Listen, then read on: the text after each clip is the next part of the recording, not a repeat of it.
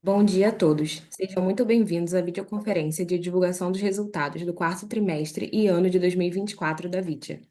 Esta videoconferência está sendo gravada e o replay poderá ser acessado no site de RI da companhia, onde a apresentação também estará disponível para download. Informamos que todos os participantes estarão apenas assistindo a videoconferência durante a apresentação, e em seguida iniciaremos a sessão de perguntas e respostas, quando mais instruções serão fornecidas. Antes de prosseguir, aproveito para reforçar que as declarações prospectivas têm como base as crenças e suposições da administração da VITIA e as informações atuais disponíveis para a companhia.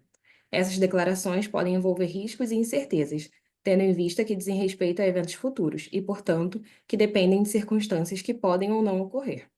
Investidores, analistas e jornalistas devem levar em conta que eventos relacionados ao ambiente macroeconômico, ao segmento e a outros fatores podem fazer com que os resultados sejam materialmente diferentes daqueles expressados nas respectivas declarações. Estão presentes nessa videoconferência o Sr. Wilson Romanini, CEO, o Sr. Alexandre Deonero Friso, CFO e diretor de RI, e o Sr. Edgar Zanotto, diretor de marketing. Gostaria agora de passar a palavra ao Sr. Wilson Romanini, que dará início à apresentação. Por favor, Wilson, pode prosseguir. Obrigado, Laís. Bom dia a todos. Obrigado por estarem aqui presente conosco, né? A gente hoje vai falar aí do quarto tri da companhia, né? O fechamento também do ano de 2024. E acho que está muito em linha com o que a gente vem passando aí para vocês, né? Acho que todo o trabalho que a Vitia tinha que fazer aí no ano de 24 e com certeza faremos aqui também no ano de 25. Acho que vem mostrando a forma que a gente trabalha, a responsabilidade que temos.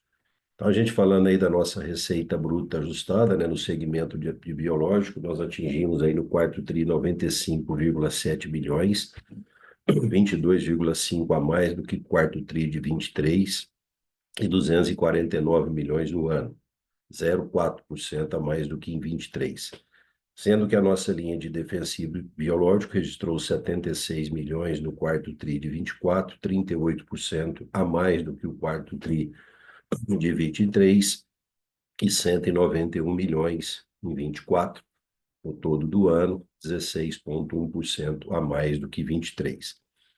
A receita líquida totalizou 255,8 milhões no quarto tri, 5,1% a mais do que o quarto tri de 23 e 786 milhões em todo o ano de 24, 4% a mais do que 23.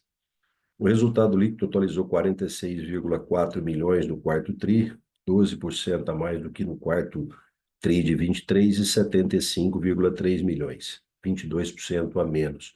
Isso depois o Friso vai passar para vocês. Nós tínhamos, acho que nos outros cálculos todo mundo tem observado a questão da subvenção.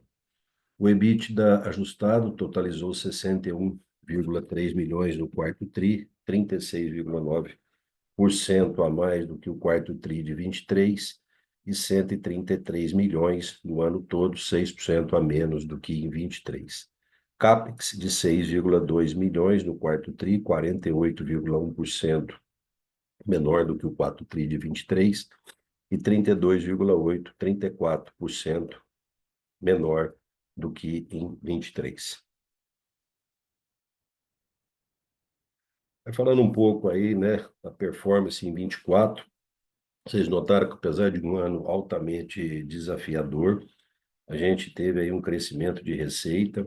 A gente vem falando para vocês aí de forma bastante enfática, né, numa racionalização na questão das despesas. Então a gente ficou bem em linha aí com o nosso SG&A. Isso proporcionou realmente melhorar o resultado da companhia. A gente vem trabalhando, a gente conhece muito o agro, né? Nós estamos aí há mais de 30 anos e a gente sabe que é um mercado que ele tem as suas variações. Então a gente sempre tenta deixar a companhia num nível de endividamento confortável, né? Então a gente tem um conforto muito grande nesse sentido.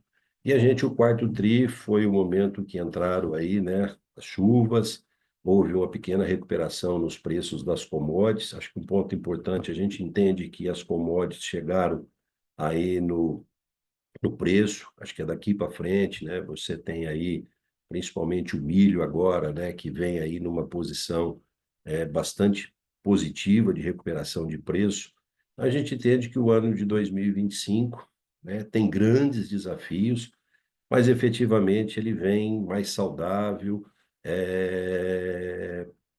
e de uma certa forma de trabalho mais confortável. Ainda é um ano com vários desafios, né? Nós temos aí uma preocupação muito grande, né, na questão de crédito, o crédito vem encarecendo, a entrada, né, aí de recuperações judiciais, elas continuam. A Vitia tem um critério bastante interessante, né, na concessão de crédito, a gente tem uma boa proteção nesse sentido, mas mercado é mercado, e a gente olha isso realmente a fundo. Existe ainda uma persistência, né, por parte do produtor, e essa cautela eu acho que é importante, de uma compra mais fracionada, mais bem pensada, também, né, buscando uma eficiência na sua atividade. E nós temos realmente fundamentos aí mais favoráveis, né, no mercado de insumo para 2025. Existe uma estabilização de preço, né, nos insumos, acho que isso é importante. A gente tem aí um estoque, né, de passagem, né, isso já veio dentro de uma recuperação de 24, mais ajustado, então isso proporciona aí às indústrias terem um mercado um pouco mais franco nesse ano de 25. O posicionamento nosso, ele é bem firme na questão da solidez financeira, como eu falei para vocês, né? Uma racionalização bruta aqui na estrutura da companhia, quer dizer, é entender muito bem aonde a gente vai colocar os recursos. A gente permanece com essa tese, né, de uma baixa alavancagem. Nós temos aí sempre buscando um grande fortalecimento, né, com os nossos parceiros comerciais, sejam as revendas, cooperativas. Isso é foco diário dentro da nossa companhia, né? E a gente está aqui trabalhando, acho que esse vamos dizer, é o mundo de hoje, mas que nós queremos transformar do a mais amanhã, é o trabalho realmente aí na parte de PDI, em evoluções de produtos na parte biológica. Eu passo agora a palavra para o Friso, que ele vai passar para vocês aí os números mais a miúdo. Obrigado, Wilson. Bom dia a todos. Entrando na nossa performance financeira, a gente teve um ano, né, como o Wilson comentou, desafiador, mas mesmo assim a gente conseguiu encerrar o ano com um crescimento em quatro, né, das nossas 6 linhas. O quarto trimestre, né, comentando, a gente teve uma performance bem melhor na parte de defensivos biológicos. A gente teve um período de seca importante, né, no início do plantio, que acabou arrefecendo a demanda de biológicos no terceiro tri, e no quarto tri essa demanda veio conforme a gente vinha esperando. Na parte de fertilizantes foliares, né, que é uma compra mais planejada, a gente teve um quarto tri com uma ligeira queda, mas dado a performance que a gente teve nos demais trimestres, a gente ainda fechou o ano com um crescimento interessante, dado o cenário. Inoculantes foi um ano atípico, um ano onde a gente observou, né, um cenário complexo sob o ponto de vista de competição, né, lembrando que essa linha de inoculante ela tem uma preponderância muito grande do inoculante para soja, e como a gente teve um mercado muito atrasado de plantio de soja, a gente acabou enfrentando um cenário competitivo adverso, e a gente observou também no ano, talvez até pela essa questão do atraso, uma diminuição no uso do inoculante. A gente vinha durante vários anos com o crescimento da dosagem por hectare, e o ano passado, acho que em função desse plantio atípico, né, e claro, de um ano mais conservador, a gente entende que teve um mercado menor de inoculante. O organomineral, a gente não vem focando em crescimento, a gente vem focando em sanear, né, a operação, dado que a gente... então, essa queda, né, ela é natural. E o micro de solo também, assim como o foliar, a gente teve queda no último tri, mas no acumulado do ano a gente apresentou crescimento. E os produtos industriais, a gente também teve um crescimento, mas ele acaba não sendo tanto o foco da companhia. E esse crescimento, na verdade, é mais uma recuperação, né, do nível de venda que a gente já chegou a ter. Esse segmento a gente já chegou a vender 70 milhões, né, em 2022. Então, mesmo crescendo bastante, ainda estamos aquém aí do que já foi esse segmento. Passando para o próximo slide, sob o ponto de vista de margem, a gente teve um ano, né, com pressão de preços generalizados, né, em todos os insumos, não só no que a gente trabalha. Dessa forma, a gente acabou tendo o ano, né, com queda em praticamente todas as linhas, né. Acho que condicionador de solo e organomineral foi uma questão um pouco atípica, porque a gente já vinha, né, com um resultado ruim e a gente talvez diminuiu, né, essa queda, né? Mas nas demais linhas a gente teve uma ligeira queda de margem, resultado desse cenário, né, do agro brasileiro, né, de ajuste e de pressão de preços. No quarto trimestre, né, a gente acaba tendo bastante sazonalidade e mudanças de mix. Então a gente teve até alguns comportamentos variados, né? A linha de foliares, né, e produtos industriais teve um aumento de margem trimestre contra o mesmo trimestre do ano passado, assim como produtos biológicos, e o micro de solo sim teve uma queda, né? Mas apesar desse aumento de margem, a gente entende que são fatores aí mais sazonais do trimestre, porque a gente ainda não viu uma recuperação de preço e de margem, né, no ano. A gente passou o ano com, como eu disse, né, queda de preço. Acho que no último trimestre que a gente começou a ver foi sim uma estabilização, né, dos preços, mas ainda não uma recuperação.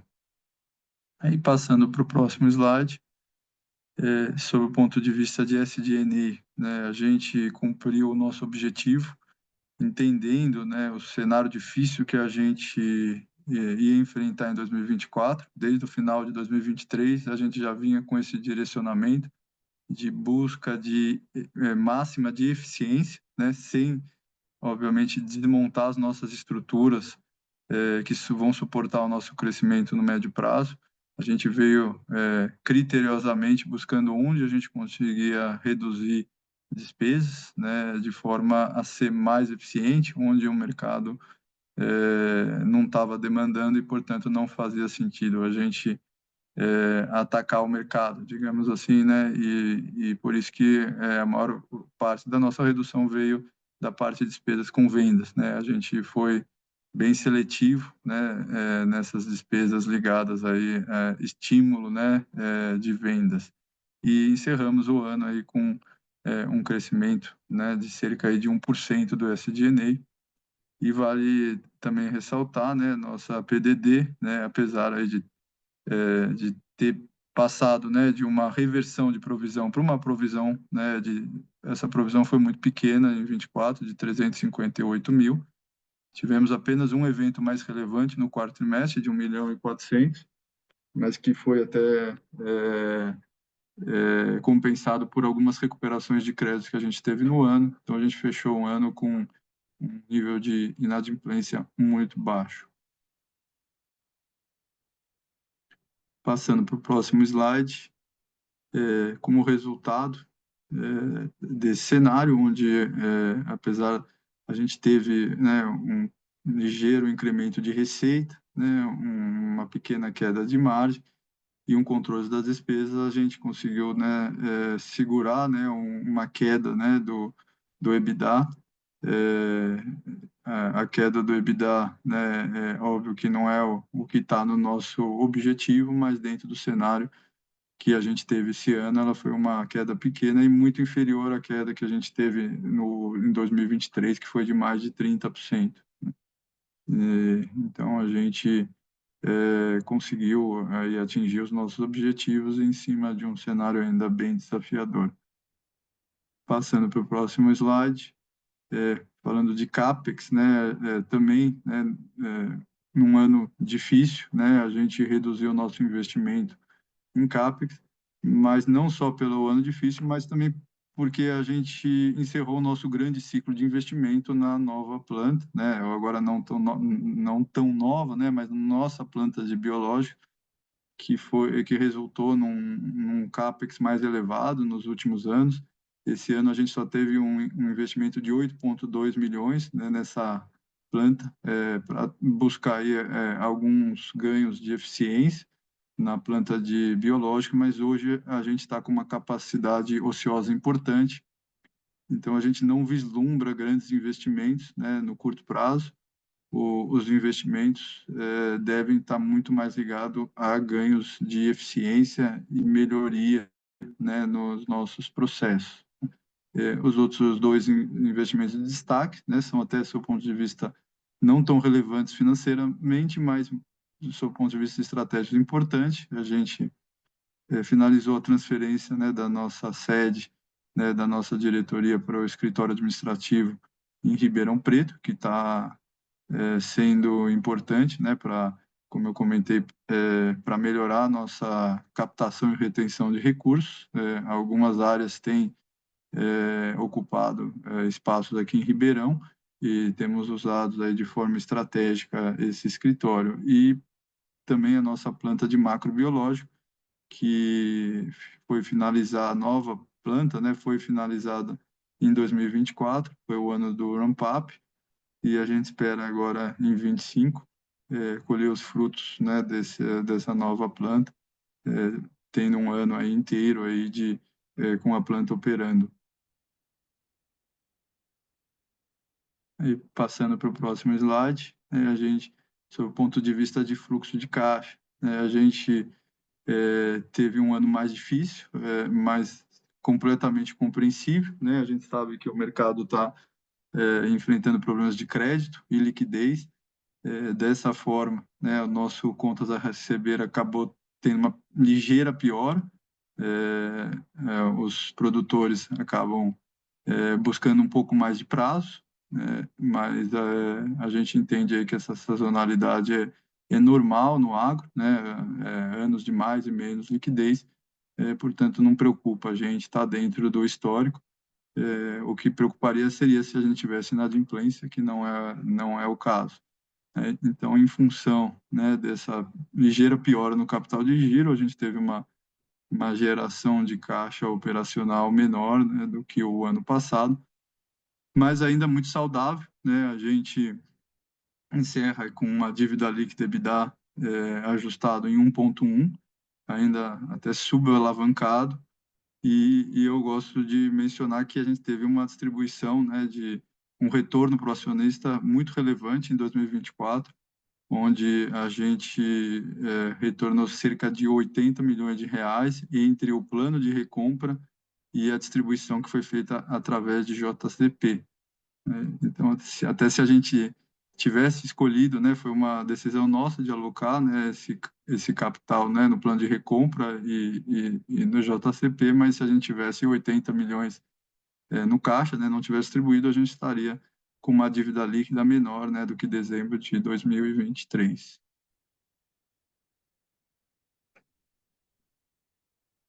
E entrando na parte fiscal e financeira, a gente teve um resultado financeiro melhor em 2024.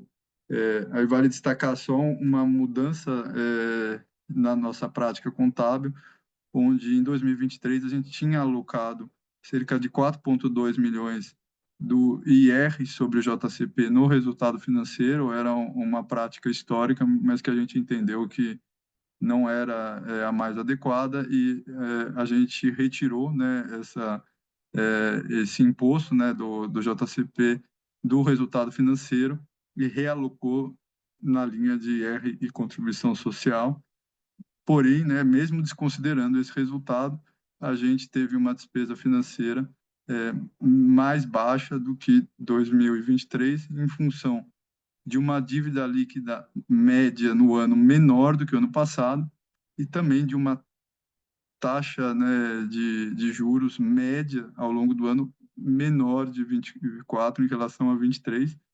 Obviamente, a gente todos sabem, né, que a taxa está em um movimento de alta, mas o nosso custo de captação médio do ano de 24 ficou menor que 23. E na parte fiscal, conforme esperado, né, a gente teve um aumento muito relevante, né, da carga fiscal no ano, né, comparando, né, o delta do ano, foram 21 milhões, né, a mais de imposto de renda e contribuição social, isso em função do fim, né, da subvenção. Isso foi aprovado, né, no final de 2023, né, o final a mudança da legislação, né, que permitia, né, o abatimento da subvenção do imposto de renda e contribuição social. Então, isso já era esperado e teve um impacto negativo, né, em 2024, fazendo com que a gente tivesse uma queda mais relevante de lucratividade do que a nossa queda operacional e financeira. Agora eu passo a palavra para o Edgar comentar sobre as nossas evoluções em inovação. Obrigado, Freso. Bom dia a todos, obrigado, né, por estarem aqui, vendo a nossa divulgação dos resultados, fechamento do ano. A gente vai falar um pouquinho sobre o investimento constante, né, de P&D. A gente continua muito focado nos produtos biológicos, né, no mercado. A maioria do nosso investimento continua. A gente, apesar de um ano difícil, a gente manteve os investimentos que a gente tinha feito em 23, continuou em 24. Então, a gente tem praticamente os mesmos níveis, né, tem até uma variação ali de 4,6% a mais no trimestre e 1,1% ali no fechamento do ano. Então, a gente vem tentando trabalhar e não cortar nada desse segmento de investimento, porque a gente entende que é isso que vai trazer o nosso futuro, né? Então, a gente teve bastante ganho durante o ano, né? 13 novas recomendações de produto para alvos biológicos, né? Tem 14 registros especiais temporários, né, que a gente obteve em 2024. 5 são com micro-organismos que ninguém está trabalhando hoje, né? Tem muita coisa bem inovadora. E tem 9 que são novas formulações. Alguns desses aí, muito em breve, a gente vai colocar aqui na linha, esses saem mais rápido, né? Os micro-organismos inovadores levam um pouco mais de tempo. E talvez o pessoal já comece a ver aí a nossa comunicação, que é o lançamento do Triumph, né? Que a gente está aí num mercado de mais de 3 bilhões de reais, que é praticamente o tamanho do mercado todo de defensivo biológico, com um multissítio, né? Que é um base de minerais ali para controle de doenças. E a gente começou os trabalhos, a gente entende que tem um espaço muito grande para a gente trabalhar nesse ano, seja com divulgação e com acesso ao mercado já fazendo bons negócios, né? Então vamos para o próximo slide. Na área de desenvolvimento de mercado, a gente continua muito focado em toda a nossa linha de produtos, mas especialmente nos produtos biológicos, né? Então, a gente vem crescendo o nosso trabalho de Biovit, agora muito mais focado em alguns lugares, né? A gente vem repetindo que esse é um projeto para mostrar que biológico funciona, né? Para que a gente dá conta de ter um manejo praticamente com 100% dos defensivos biológicos, sem ter intervenção química. Não é nosso objetivo transformar todos os produtores em orgânicos, mas sim mostrar que essa tecnologia funciona, que defensivo biológico é defensivo, né, apesar de ser de origem biológica. Então, a gente já está com mais de 82 campos montados, né, e a gente trouxe aqui um resumo do que a gente tem de incremento de produtividade em cada uma das culturas, né, que além de ter um custo muito parecido, a gente consegue ter incremento, né, de produtividade quando se usa biológico, porque ele não tem os efeitos colaterais. Um negócio que é muito importante, qualquer defensivo químico que você usa, você traz um efeito colateral para a planta, e quando você usa um produto biológico, você normalmente aumenta o nível de produtividade, tira estresse da planta também. E a gente tinha falado no final do ano, no nosso call com vocês, né, a gente fez praticamente, eu chamo de um spin-off, né, do projeto BioVitia, que foi o grão de Vitia, que é muito importante para a gente, que dentro do que a gente foi aprendendo com o Biovitia, a gente entendeu que café a gente dá conta com uma facilidade muito maior de tirar uma lavoura 100% biológica.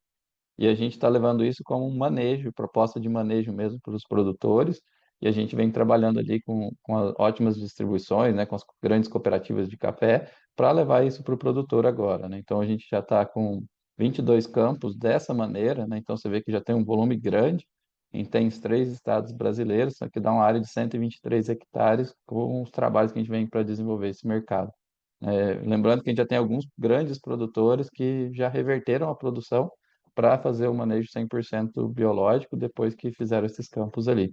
Então é um pouco diferente, o outro é muito mais para comunicação, Biovitia, já o grão de Vite é um negócio para mercado, para vender mesmo, né? Mostrar e mudar a recomendação para o produtor, né? Basicamente é isso que eu tinha para falar para vocês. Friso, pode ficar à vontade agora. Obrigado, Edgar. Falando na parte de mercado de capitais, né, o que gostaria de ressaltar, né, é o nosso programa de recompra. A gente está com o quarto programa aberto, né? A gente já executou cerca de 25%, né? Cerca aí de 1.100.000 de ações. Nosso objetivo é manter a mesma estratégia, né? Aproveitando oportunidades, né? Sabendo do descolamento, né? Entre o preço de mercado, né? E o que a gente acredita que é o valor intrínseco da companhia. Isso está tendo uma relevância financeira para a companhia, né? Como eu falei, né? Em 24, a gente destinou cerca de 40 milhões entre o segundo, terceiro e quarto programa. E 24 a gente também teve um nível um pouco mais alto, né? De payout, onde a gente fez aí 38,2 milhões, portanto, né? Chegando aí próximo daqueles 80 milhões que eu comentei na análise do nosso fluxo de caixa.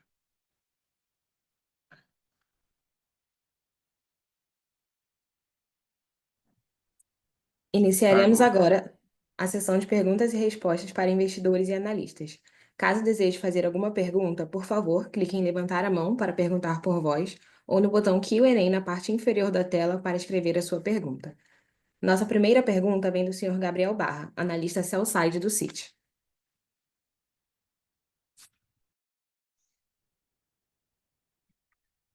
Oi, pessoal, bom dia. Wilson, Alexandre, Edgar, obrigado por pegar minhas perguntas. Eu tenho duas aqui. Eu acho que o primeiro, acho que até no último conference call, a gente já estava esperando realmente uma recuperação no volume nesse quarto trimestre. O quarto trimestre, é, ele veio bem, mas quando a gente olha no resultado do ano, a gente vê um EBITDA ali caindo, né, quase 6% ali ano contra ano, mesmo com a receita recuperando, a gente tem um cenário de margem, um cenário mais difícil no ano, né? A minha primeira pergunta é o que a gente deveria esperar para 25? Eu acho que tem uma melhora realmente na margem do produtor, mas a gente vê o mercado falando com outras revendas e outros produtores também de insumo, um mercado muito duro de crédito e o produtor também mais alavancado, né? Por mais que tenha esse aumento de margem, parece um cenário ainda difícil, vamos dizer assim, em 25. Então, se puder comentar um pouquinho como o que deveria esperar aqui para 25 em termos de rentabilidade e de aumento de top line, onde são. Fala um pouco de forma geral sobre isso, acho que ajudaria a gente a entender um pouco melhor a dinâmica do setor. E dentro desse ponto, né, a gente viu um impacto relevante ali no working capital da companhia nesse último trimestre, ali, ao longo desse ano, um consumo relevante de working capital, principalmente em recebível, que aí está na minha percepção, me corrija se estiver errado, tem a ver também com essa questão do crédito. Eu não sei se poderiam comentar e explicar um pouquinho mais essa dinâmica do working capital da companhia. Se isso pode até ser uma fortaleza da empresa para os próximos anos, dado esse mercado de crédito também mais estressado para o produtor, né? Se você poderia usar o seu balanço como uma das forças motrizes aqui para o crescimento, dando um pouco mais de crédito, tentando pegar um pouco mais desse market share, tendo esse balanço um pouco mais robusto. Então, se puder falar um pouco sobre isso, seria ótimo. Obrigado, pessoal.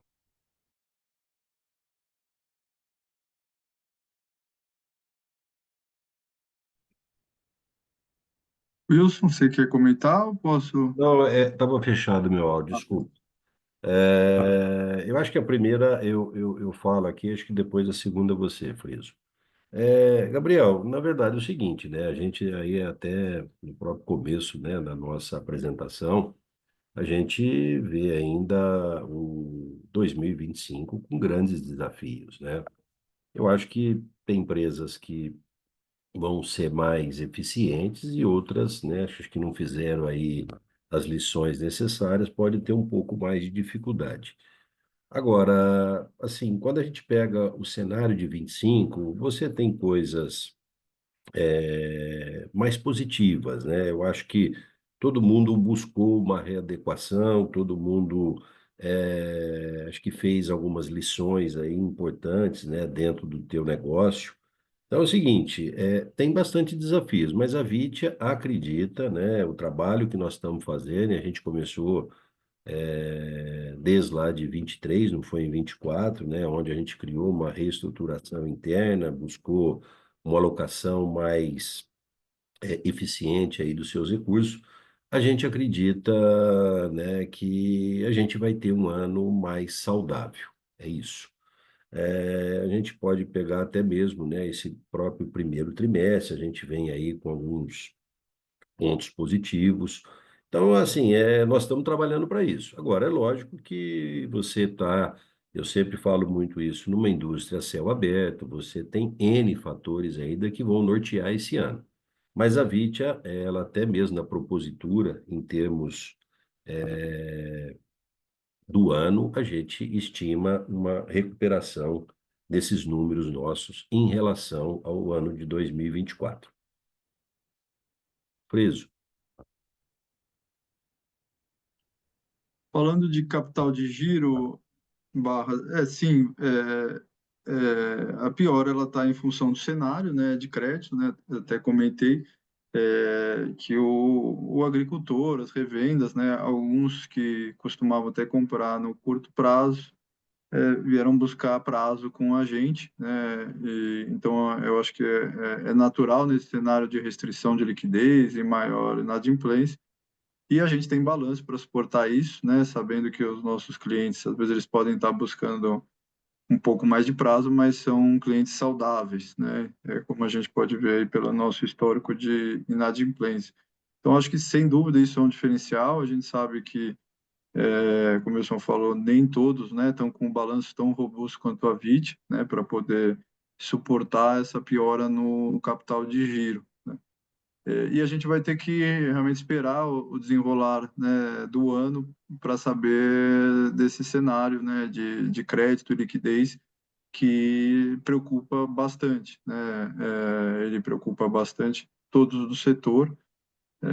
A gente tem que esperar realmente a gente ter uma boa safra, né? O produtor colher, esperar novidades, né, em relação a pontes de financiamento, plano safra, o comportamento dos agentes. Eu acho que sem dúvida um dos pontos de maior desconforto para o ano, dado, como o Wilson falou, alguns outros fundamentos do cenário macro estão melhores, né?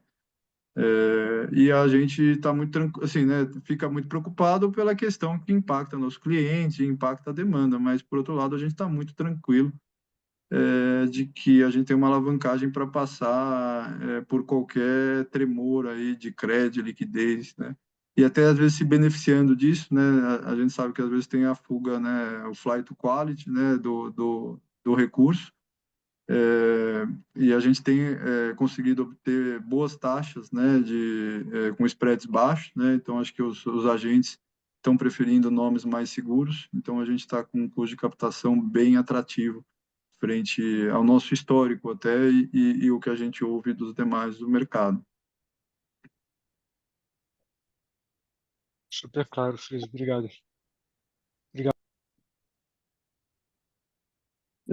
Nossa próxima pergunta vem do senhor Pedro Fonseca, analista sell-side da XP. Bom dia, Wilson, Friso, Edgar. Espero que estejam bem. Obrigado pela oportunidade aqui. Eu queria fazer uma pergunta e talvez dois follow-ups aí na pergunta do Barros.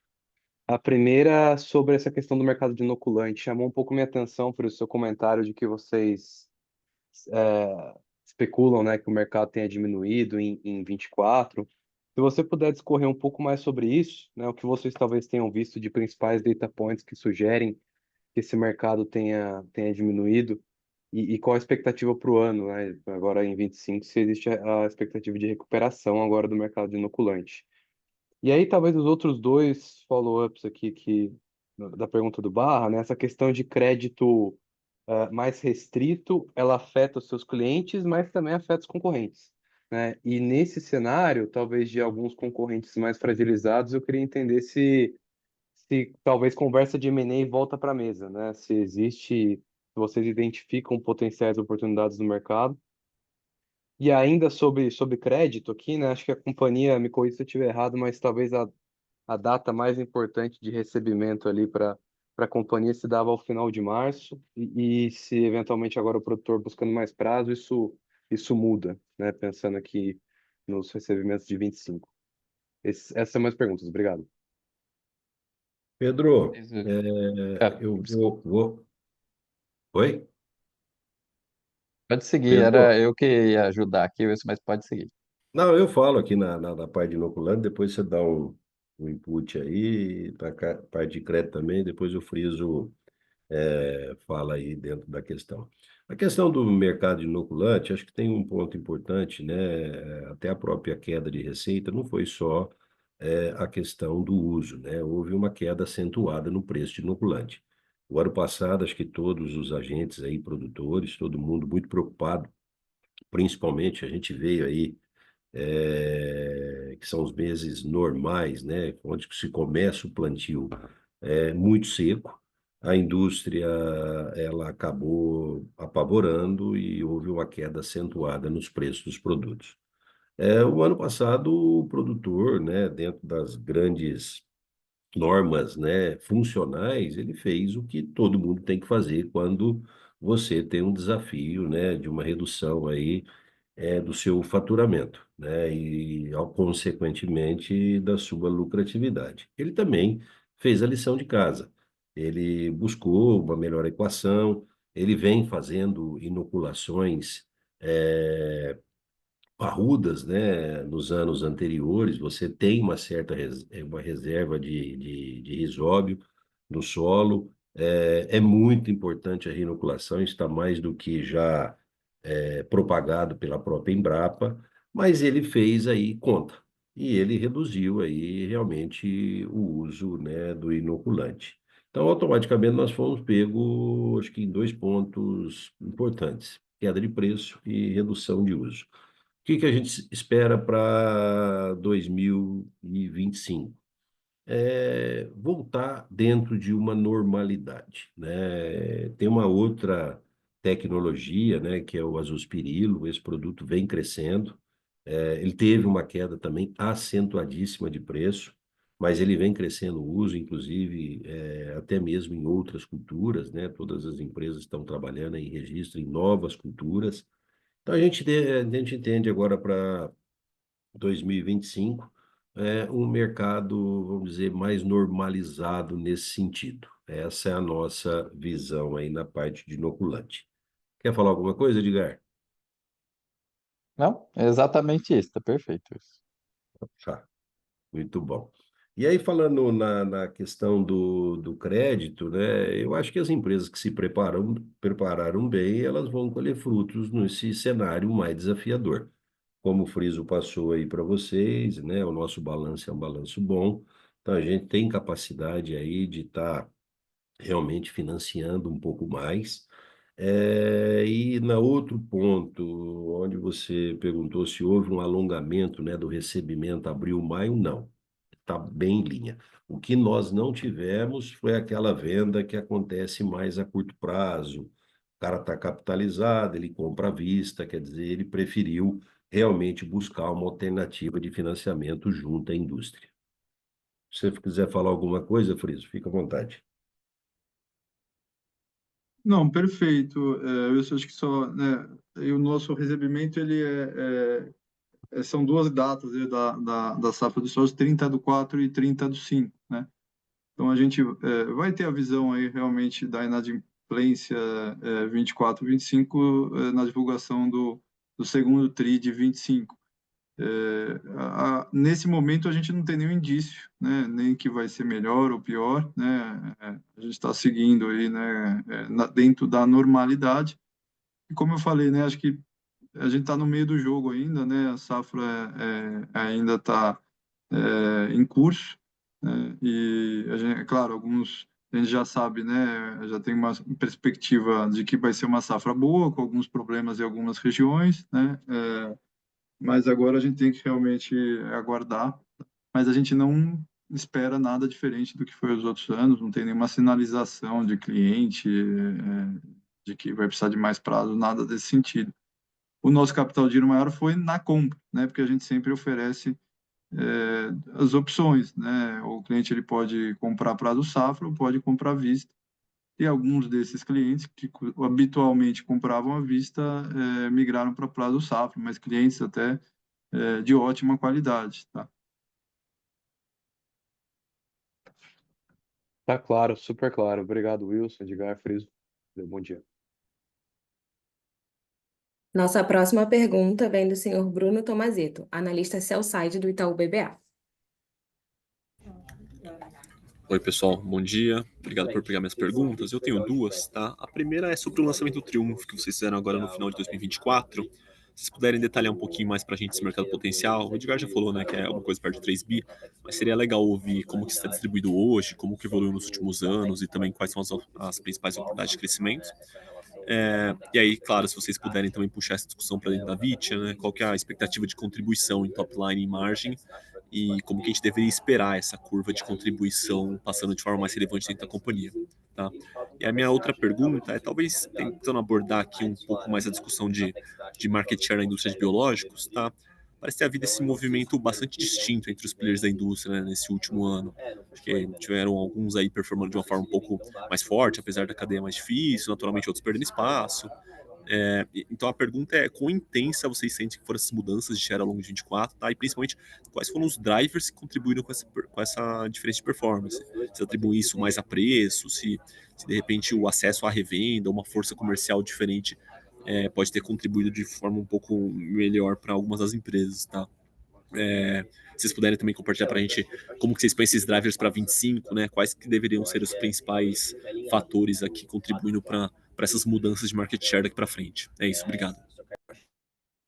Edgar, fica à vontade. Tá bom, vamos falar um pouquinho do Triumph, né? O Triumph é um multissítio, né? Extremamente usado aí na cultura da soja, em outras culturas também, a gente tem registro para tomate, café, algodão, citros, né? Então, ele é feito por cultura, não é por alvo, então tem que... É cultura e alvo, na verdade. É extremamente utilizado. E hoje a gente tem praticamente só dois concorrentes aí que dominam o mercado com princípios ativos aqui no Brasil, hoje funcionando. E são de difícil aplicação, ou normalmente tem uma dificuldade de colocar, ou traz algum estresse muito grande para a planta, dependendo do tipo de produto. O que a gente está trazendo é uma solução com facilidade para o produtor, competitivo em questão de preço, que é um problema gigantesco de entupimento de bico, compatibilidade de produto. Eu estou falando de um fungicida que é multissítio, que é compatível com nossos fungicidas biológicos, ou seja, ele pode ser aplicado junto. Então, a gente tem várias vantagens que a gente vem trazendo para o produtor, além de ser competitivo na questão de preço. A gente é uma empresa, vamos dizer, não é uma multinacional que tem aquela capacidade de comunicação gigantesca, mas a gente está investindo bastante esforço e a gente tem uma expectativa que esse produto já seja relevante, né, no nosso resultado desde o primeiro ano. Mas provavelmente a gente vai ver o grande crescimento e ele sendo o resultado em 2026, tá? Essa é a realidade. O Wilson quiser complementar e já seguir para as próximas. Eu acho que o Edgar falou exatamente isso. Quer dizer, acho que é um produto que vai ter uma grande contribuição aí para a nossa companhia. A gente vê um crescimento muito grande.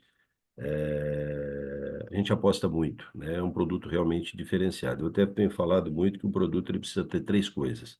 Precisa ter qualidade e eficiência. Isso aí aquele negócio não dá para não ter. E eu acho que o outro ponto muito importante, né? A gente tem custo.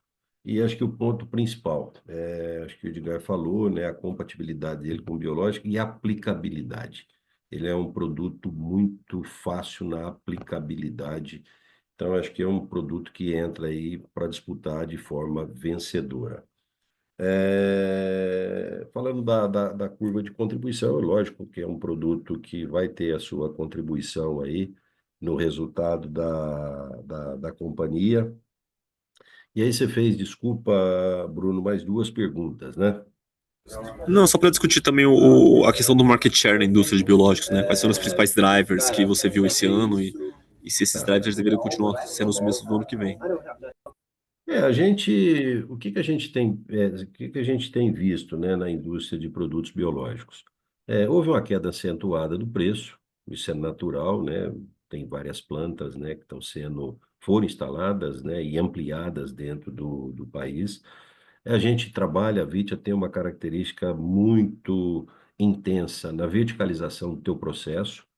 Acho que um ponto muito importante, acho que a única companhia que faz de A a Z na produção de um biológico aqui no Brasil é a Vitia, né? Muitas empresas acabam terceirizando, né, o trabalho nesse sentido, então a Vitia realmente se estruturou fabrilmente, isso nos dá custo. Então, a gente está muito claro que a gente tem que escalar, né? Então, quando a gente pega efetivamente, né, o volume que nós criamos de receita versus o volume que nós produzimos, nosso volume foi bem maior. É, algumas divulgações, é um pouquinho complicado, né? Porque a gente vê algumas divulgações do mercado em números assim que a gente até nem concorda muito. A Vitio é uma empresa de capital aberto, ela vai vir contar aqui o que é, né? As outras empresas não têm aí uma precisão tão forte nesse sentido. Então, assim, a gente vê algumas divulgações que causam um pouco de dúvida, né? Os próprios relatórios das associações, a gente tem um pouco de dúvida nesse sentido. Então é isso. Acho que o driver nosso é muito esse aí, de realmente escalar o nosso processo, né? Você pode ver que até mesmo com a questão aí, né, dos preços caindo, a nossa margem não caiu muito. Tá super claro, obrigado.